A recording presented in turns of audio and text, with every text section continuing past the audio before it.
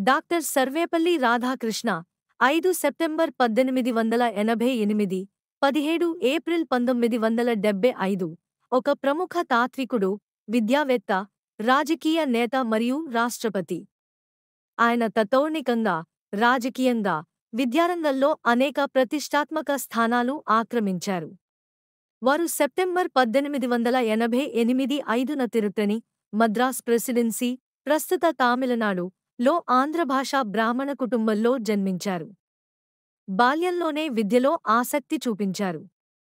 తండ్రి వేదాంతాన్ని అనుసరించి ఆయనను పూజారి చేయాలనుకునే ఉద్దేశ్యం ఉన్నప్పటికీ, రాధాకృష్ణన్ తన్మీదున్న విద్యాభావంతో సిద్ధాంత రహిత విద్యను అనుసరించారు.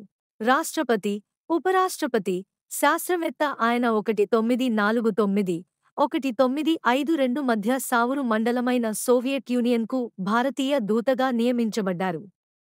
అనంతరం 1952 నుండి 1962 వరకు దేశపు తొలి ఉపరాష్ట్రపతిగా, అనంతరం 1962, 1967 మధ్య రెండవ రాష్ట్రపతిగా కొనసాగించారు. భారత ప్రభుత్వం సెప్టెంబర్ 5ను ఉపాధ్యాయుల దినోత్సవంగా ప్రకటించింది. ఈ రోజు మన దేశంలో ఉపాధ్యాయుల జీవితం, మార్గదర్శకత్వానికి, త్యాగానికి గౌరవం నివేదించే సందర్భంగా మారింది.